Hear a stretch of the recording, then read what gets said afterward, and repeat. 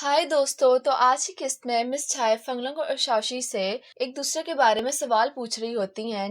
तभी फंगलंग बताता है कि मैंने पहली बार शाशी को लाइव स्ट्रीमिंग करते हुए डिफेंड किया था। तभी शब्बो कहती है कि हाँ, मैंने भी तब नोटिस किया था कि कोई आइस कोल्डी रेन के नाम से शाशी को डिफेंड कर रहा है। इसके बाद फंगलंग खड़ा होकर गाने गाने लग जाता है और सभी बहुत हैरान होते हैं। इसके बाद मिस छाया इन दोनों से कहती हैं कि तुम दोनों तो बहुत कंपैटिबल हो। अब हम ये देखते हैं कि फंगली और शब्बो एक दूसरे को कितना जानते हैं। जब मिस छाया इन दोनों से सवाल जवाब करने लग जाती हैं तो ये दोनों किसी भी सवाल का सेम आंसर नहीं दे पाते, जिस पर मिस छाया कहती हैं कि कोई बात नहीं, तुम दोनों अभी नए हो इसीलिए ऐसा हो रहा है। थोड़ा टाइम एक दूसरे के साथ गुजारने के बाद तुम लोगों को एक दूसरे के बारे में काफी पता चल जाएगा। इसके बाद ये सभी एक और गेम खेलने का सोचते हैं। इस गेम में सभी लड़कों को अपने पार्टनर्स को अपनी कमर पे बिठाना था और पुशअप्स करने थे। चूंकि इन सब में से फंगली थोड़ा वीक था तो पुशअप्स करने से पहले ही फंगली के कंधों में काफी दर्द होने लग गया था। इसी पे शब्बो इसको किस करती है और कछुआ में बदल जाती है और फंगली आसानी से पुशअप्स करने लग जाता है, जिसपे ये सभी इन लोगों को चीटर कहते हैं। क्योंकि फंगली की कमर पे तो कोई वजन ही नहीं था, वहां पे शब्बो थी लेकिन वो कछुए में बदल चुकी थी। इसके बाद शाशी और फंगलंग घर आ रहे होते हैं तो जियांग अपनी बालकनी से खड़ा नीचे इन दोनों को देख रहा होता है, जिसपे इसके रोबोट कैंडी से कहती हैं कि अगर शाशी की जगह कोई और होता और उसने रूल ब्रेक्स किए होते तो आप उसकी कब की कंप्लेन कर चुके होते। इस बात पे जियांग अपनी रोबोट कैंडी को चुप करने के लिए कहता है। इसके बाद शाशी जियांग के घर पे मौजूद होती है और जियांग इसे कहता है कि इंसान बिल्कुल भी रिलायबल नहीं होते, वो अपने मकसद के लिए जीते हैं और अपने मकसद के लिए ही मर जाते हैं। जिसपे शाशी कहती है कि जरूरी नहीं कि सभी इंसान एक जैसे हों और फांग बिल्कुल भी ऐसा नहीं है। जियांग इस पे कहता है कि ये तो तुम सिर्फ अभी कह रही हो, जब तुम उसके साथ रहोगी फिर तुम्हें पता चलेगा।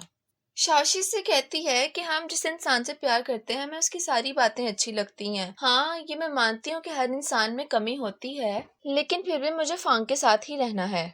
जियांग फंगलंग की ज्यादा ही बुराइयां करने लग जाता है, जिस पर शाशी उठकर जा रही होती है तो जियांग इसे रोक लेता है और कहता है कि मुझे नहीं लगता था कि तुम इतनी डिटरमाइन हो रुकने के लिए, मैं सिर्फ तुम्हारा मूड चेक कर रहा था, लेकिन मैं फिर भी तुमसे माफी चाहता हूँ और अगर तुम वाकई यहाँ पे रुकना चाहती हो तो मैं तुम्हें सपोर्ट करूंगा। फिर जियांग शाशी को ड्रिंक करने के लिए कहता है। शाशी पहली बार तो मना कर देती है, जिस पे जियांग से कहता है क्या हम दोस्त नहीं हैं। तो फिर शाशी वो ड्रिंक पी लेती है और जैसे ही वो पीती है तो इसे चक्कर आने लग जाते हैं, जिस पे शाशी को पता चल जाता है कि जियांग ने ड्रिंक में कुछ मिलाया था। इसके बाद फंगलंग एक रेस्टोरेंट में शाशी का इंतजार कर रहा था क्योंकि आज वैलेंटाइन डे होता है और फांग ने शाशी के लिए बहुत ही अच्छा सा सरप्राइज भी तैयार किया होता है। और जब शाशी को होश आता है तो वो देखती है कि वो अपने घर नहीं बल्कि जियांग के घर पे मौजूद है।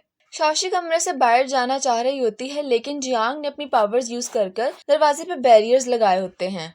शाशी बहुत ट्राई करती है लेकिन दरवाजे को नहीं खोल पाती और थोड़ी ही देर बाद जियांग दरवाजा खोलकर अंदर आता है, जिस पे शाशी पूछती है कि तुमने ऐसा क्यों किया। जियांग इसे कहता है कि मैं तुम्हें अर्थ पे रहने नहीं दे सकता।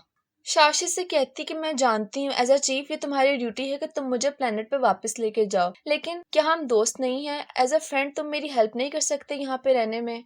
और अगर कोई भी प्रॉब्लम हुई तो मैं सारा इल्जाम अपने साथ ले लूंगी, तुम्हारे ऊपर कुछ भी आने नहीं दूंगी। इसके बाद जियांग थोड़ा गुस्से में होता है और कहता है कि मैं तुम्हें कुछ बताने वाला हूँ और इसके बाद तुम्हारा जो भी डिसीजन होगा मैं उस पर राजी हो जाऊंगा। जियांग बैरियर तोड़ देता है और शाशी पूछती है क्या। इसके बाद फंगलंग रेस्टोरेंट में शाशी का वेट कर रहा होता है लेकिन शाशी वहां पर नहीं जाती। दूसरी तरफ फंगले ने भी शब्बो के लिए बहुत ही जबरदस्त सरप्राइज तैयार किया होता है और शब्बो भी वहां पर होती है।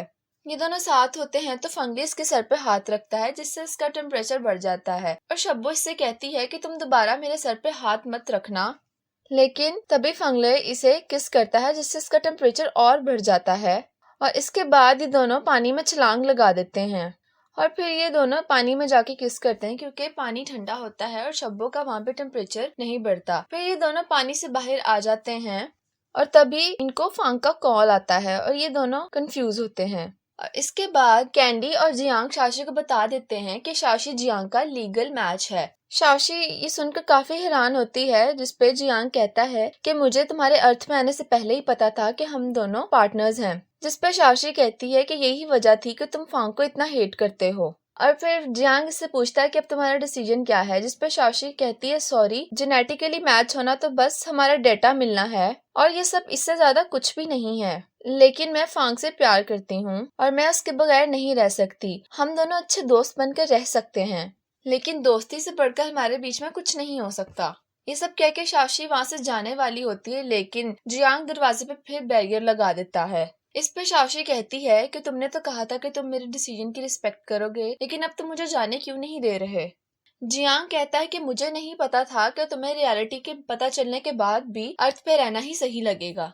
फिर जियांग इसको उसी कमरे में बंद करके वहां से चला जाता है। फिर इसके बाद फंगलंग, फंगली और शबो एक साथ होते हैं और इन तीनों को पता चल चुका होता है कि शाओशी मिसिंग है। तभी शबो शाओशी को कॉल करती है, लेकिन शाओशी कॉल रिसीव नहीं कर रही होती। इसके बाद शब्बो अपने स्कैनर पर शाओशी का लाइव सिग्नल देखती है, लेकिन उसे नहीं पता चलता कि शाओशी कहाँ पे है। और शब्बो को ये बात पता चल जाती है कि कोई उसका लाइव सिग्नल ब्लॉक कर रहा है। ये सभी कंफ्यूज होते हैं, लेकिन फांग समझ जाता है कि इसके पीछे कौन हो सकता है। इसके बाद ये तीनों ही जियांग के घर जाते हैं और फांग जियांग से पूछता है कि शाओशी कहाँ पे है, लेकिन जियांग कहता है कि मुझे नहीं पता कि शाओशी कहाँ पे है। तभी शब्बो पीछे से बोलती है कि मुझे पता है, तुम ही ने उसका लाइव सिग्नल ब्लॉक किया है।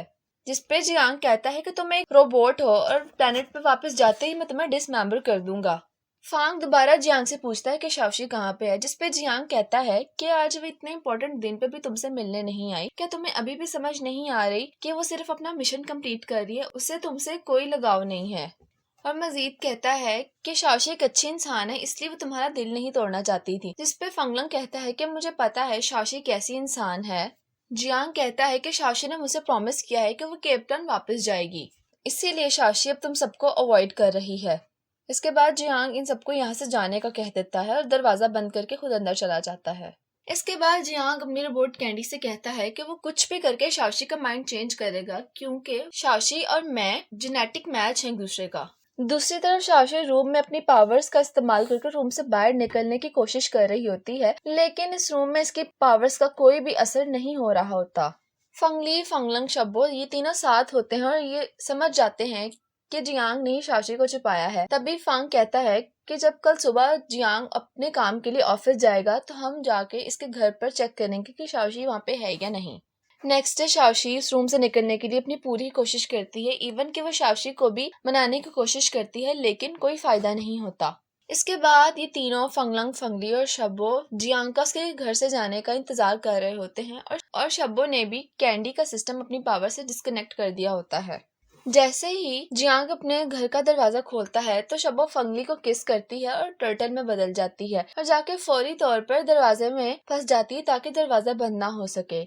जियांग के जाने के बाद ये तीनों इसके घर में चले जाते हैं और जियांग ये सभी अपने लैपटॉप के जरिए देख रहा होता है कि इसके घर में ये तीनों मौजूद हैं। तभी फांग उस रूम में जाता है जहाँ पे शाओशी होती है। शाओशी फंगलंग को देख पा रही होती है, लेकिन फंगलंग शाओशी को नहीं देख पाता और ये सब जियांग की पावर्स की वजह से हुआ होता है। फंगलंग उस कमरे से जाने वाला होता है तो उसे ऐसा महसूस होता है कि शाओशी की आवाज है, लेकिन फिर उसे लगता है कि शाओशी वहाँ पे नहीं है। ये तीनों ही काफी डिसअपॉइंट होकर जियांग के घर से वापस चले जाते हैं। इसके बाद जियांग घर वापस आता है और शाओशी काफी नॉर्मल खड़ी होती है और जियांग इसे कहता है कि तुम्हें अब तो रियलिटी एक्सेप्ट कर लेनी चाहिए। और शाओशी इससे कहती है कि मुझे रियलाइज हो गया है, तुम जो भी कह रहे थे वो बिल्कुल ठीक है और मैं अर्थ पे क्यों रुकूं, हमारा केप टाउन तो अर्थ से कितना ही अच्छा है और एडवांस है। मैं यहाँ पे कुछ ज्यादा ही दिन रह ली, इसी की वजह से मुझे इस जगह की आदत हो गई और मैं इस जगह से अटैच हो गई थी, लेकिन मैंने भी अब डिसाइड कर लिया है कि मुझे अपने प्लेनेट पे वापस जाना है। जियांग ये सुन के खुश होता है और कहता है कि चलो मैं स्पेसशिप को बुलवा लेता हूँ।